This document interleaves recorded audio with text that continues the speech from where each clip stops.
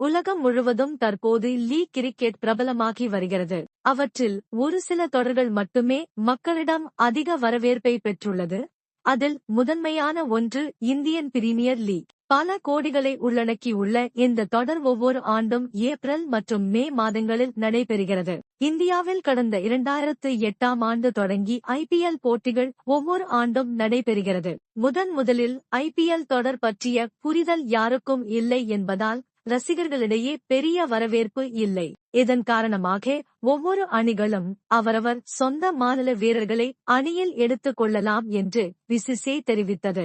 அந்த வகையில்தான் சச்சின் மும்பை அணிக்கும், சேவாக் டெல்லி அணிக்கும், யுவராஜ் பஞ்சாப் அணிக்கும் விளையாடினர். தோனியை மும்பை அணி எடுக்க திட்டமிட்டது.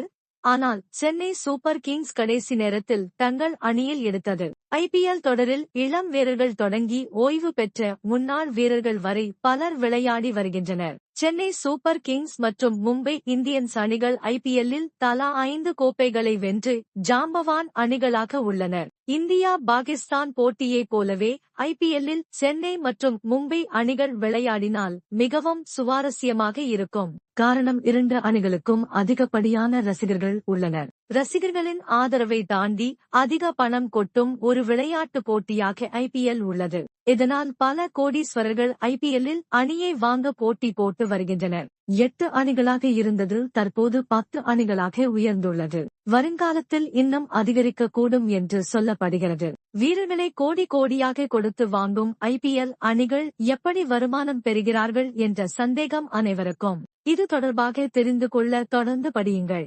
ஒவ்வொரு IPL உரிமையாளர்களும் ஏலத்தில் தங்களுக்கு வேண்டிய வீரர்களை எடுத்து ஒரு அணியை உருவாக்குகின்றனர். 2024ஆம் ஆண்டு நிலவரப்படி IPL வணிக மதிப்பு $16.4 பில்லியனாக உள்ளது.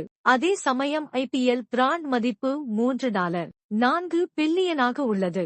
ஒவ்வொரு அணியின் உரிமையாளர்களும் குறிப்பிட்ட பணத்தை முதலீடாக செய்து IPL அணியை வாங்குகின்றனர். OTTயில் ஸ்ட்ரீமிங், தொலைக்காட்சி உரிமை, ஸ்பான்சர்ஷிப் ஒப்பந்தங்கள் போன்றவற்றின் மூலம் IPL உரிமையாளர்கள் குறிப்பிட்ட வருவாயை பெறுகின்றனர். தற்போது IPLன் டைட்டில்ஸ் ஸ்பான்சராக டாடா நிறுவனம் உள்ளது.